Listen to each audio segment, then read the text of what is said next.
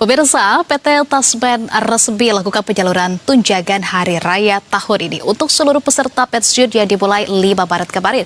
Komisaris Independen Taspen Aryawan melakukan monitoring langsung penyerahan THR kepada sejumlah mitra di Makassar. Tak hanya THR, kini pencairan rapelan atas selisih kenaikan gaji siap dicairkan. Bagi pensiunan dan ASN, Lebaran kali ini sangat spesial karena kenaikan gaji akan disahkan sesuai janji dari Kemenkyu setelah Triwulan 1 selesai. Independen PT Taspen Aryawan untuk memastikan penyaluran THR tepat sasaran. Aryawan menegaskan penyaluran THR adalah wujud nyata komitmen PT Taspen dalam menghargai usaha pengabdian para purna bakti. Diketahui pemirsa, PT Taspen pada tahun 2026 akan membayarkan THR kepada 3 juta lebih peserta pensiunan. Pembayaran THR pun dilakukan berdasarkan komponen penghasilan yang diterima pada bulan sebelumnya. THR untuk para pensiunan di tahun ini pun juga dipastikan tidak akan dikenakan pajak.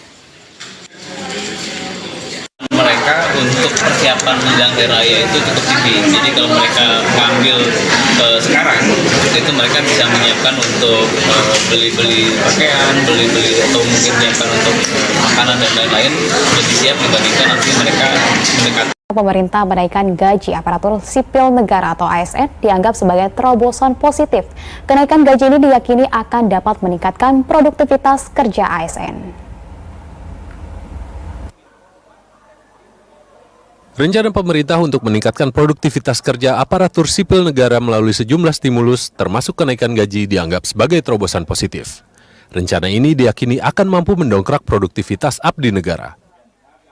Sebetulnya kenaikan gaji PNS ini kan memang adalah salah satu instrumen oleh pemerintah untuk kemudian menjaga aparatur sipil negara untuk kemudian bisa memberikan services atau produktivitas yang optimum. Memang sebetulnya secara teori kalau memang ada pekerja atau labor yang dikompensasi lebih rendah dari produktivitas atau output yang dihasilkan, biasanya mereka itu akan menurunkan produktivitasnya.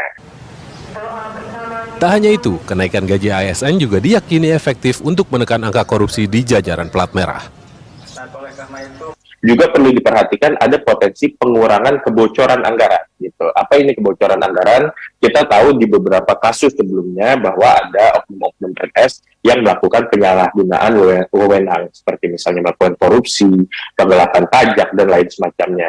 Kita harapkan dengan kompensasi yang lebih fair, dengan gaji yang lebih tinggi, praktik-praktik seperti ini bisa dikurangi. Gitu. Tentu perlu dengan skema monitoring yang juga lebih intens dan lebih tepat sasaran.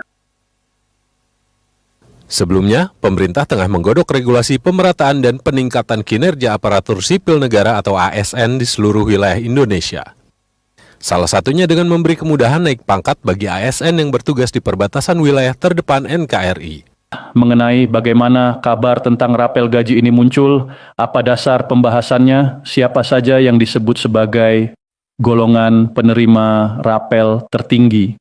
Bagaimana persentase kenaikannya dibicarakan, apa kaitannya dengan penyesuaian gaji ASN dan pensiunan, lalu bagaimana pula hubungan informasi ini dengan peran PT Taspen, Kementerian Keuangan, dan sistem pembayaran pensiun yang disebut-sebut mengalami pembaruan. Jadi bagi Bapak Ibu yang ingin memahami topik ini secara lengkap, tetap bersama kami sampai akhir narasi ini, karena kami akan membawakan penjelasannya secara runtut dalam satu alur pembahasan yang utuh. Bapak Ibu yang kami hormati, pada dasarnya informasi mengenai rapel gaji pensiunan ini berangkat dari ramainya pembahasan mengenai penyesuaian gaji ASN aktif dan pensiunan yang beberapa waktu lalu dikaitkan dengan adanya dasar hukum berupa peraturan presiden yang disebut-sebut mengatur kebijakan baru mengenai kenaikan gaji. Dari sinilah kemudian berkembang berbagai pemberitaan, pembahasan di media sosial, penjelasan di sejumlah kanal informasi, hingga diskusi di tengah masyarakat, terutama di kalangan para pensiunan yang tentu merasa memiliki kepentingan langsung terhadap informasi tersebut. Ketika kabar itu mulai beredar, banyak pihak kemudian menyoroti kemungkinan adanya pencairan rapelan yang dibayarkan dalam satu waktu setelah penyesuaian diberlakukan. Dan seperti yang sering terjadi, ketika muncul kata rapel, perhatian masyarakat pun langsung tertuju pada dua hal utama, yaitu kapan pencairannya dan berapa besar nominal yang akan diterima. Pertanyaan inilah yang kemudian memunculkan perbincangan lebih jauh, karena besaran rapel tentu tidak akan sama antara satu orang dengan orang lainnya. Ada yang berhak menerima dalam jumlah tertentu, ada yang mungkin lebih kecil, dan ada pula kelompok tertentu yang disebut akan memperoleh nominal paling tinggi. Dari sinilah istilah 5 golongan penerima rapel tertinggi menjadi sangat menarik untuk dibahas. Kalau kita perhatikan, isu mengenai kenaikan gaji bagi ASN aktif maupun pensiunan selalu menjadi tema yang sensitif sekaligus penting.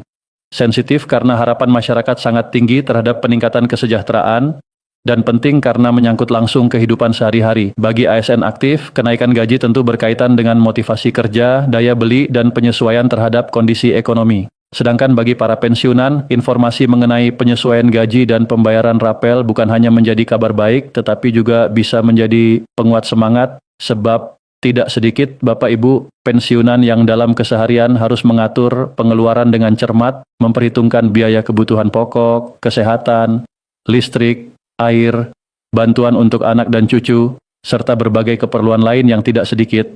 Karena itulah ketika ada kabar tentang penyesuaian gaji dan pencairan rapelan, antusiasme para pensiunan pun sangat wajar. Bahkan bisa dikatakan, informasi seperti ini selalu menjadi salah satu topik yang paling cepat menyebar di kalangan pensiunan, baik melalui percakapan langsung, grup pesan singkat, media sosial, hingga tayangan video yang membahas rincian kebijakan tersebut. Dalam pembahasan yang beredar, pemerintah disebut telah menetapkan kebijakan penyesuaian gaji bagi aparatur sipil negara, dan dari situ muncul asumsi serta penafsiran bahwa pensiunan juga akan menyesuaikan sesuai ketentuan yang berlaku. Kabar inilah yang kemudian menguatkan dugaan adanya pembayaran rapel karena jika suatu penyesuaian diberlakukan mulai bulan tertentu, tetapi proses pencairannya dilakukan beberapa waktu sesudahnya, maka selisih hak yang belum dibayarkan sebelumnya tentu akan dihitung sebagai rapelan. Inilah yang membuat isu rapel begitu ramai diperbincangkan. Banyak orang berharap bahwa jika benar ada penyesuaian gaji yang mulai berlaku pada satu bulan tertentu, maka selisih dari bulan sebelumnya sampai saat pencairan akan dibayarkan sekaligus, sehingga jumlah yang diterima menjadi lebih besar. Dan ketika berbicara soal jumlah yang lebih besar, perhatian kemudian mengarah pada golongan-golongan dengan gaji pokok tertinggi, sebab secara logika, semakin besar gaji pokok seseorang, maka semakin besar pula nominal kenaikan maupun rapel yang mungkin diterima apabila dihitung berdasarkan persentase. Bapak Ibu sekalian, dalam penjelasan yang ramai disampaikan, disebutkan bahwa besaran kenaikan itu dibedakan berdasarkan golongan. Ada yang menyebut golongan I dan IWI mengalami kenaikan sekitar 8%, golongan terakhir sekitar 10%, dan golongan IV sekitar 12%.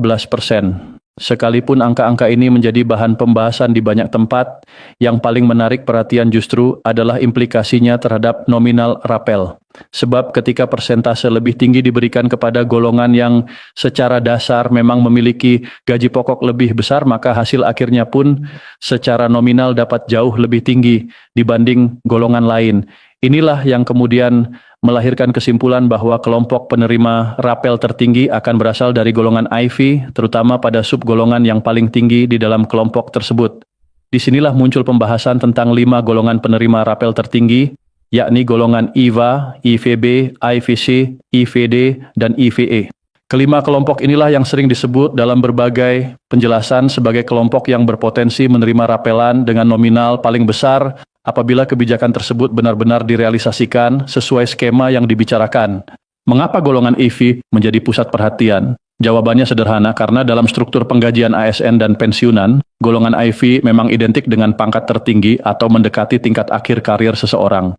Banyak pejabat, pegawai senior, atau ASN dengan masa kerja panjang yang pada akhir masa pengabdiannya berada di golongan IV. Karena itu, ketika mereka memasuki masa pensiun, dasar pensiun yang mereka terima pun cenderung lebih tinggi dibanding golongan di bawahnya. Jika kemudian ada kebijakan penyesuaian berupa persentase kenaikan yang lebih tinggi untuk golongan ini, maka secara hitung-hitungan sederhana, nominal tambahan yang diterima pun akan lebih besar. Sebagai contoh, 12% dari angka yang besar tentu hasilnya juga besar. Berbeda dengan 8% dari angka yang lebih kecil yang hasil nominalnya tentu jauh lebih rendah. Maka tidak mengherankan apabila pembahasan mengenai rapel tertinggi langsung tertuju kepada para pensiunan dari kelompok golongan IV, khususnya yang berada pada lapisan atas seperti IVA sampai IVE. Namun demikian, Bapak Ibu, di dalam narasi pembahasan semacam ini selalu penting bagi kita untuk memahami satu hal, yaitu bahwa informasi mengenai potensi nominal, perkiraan golongan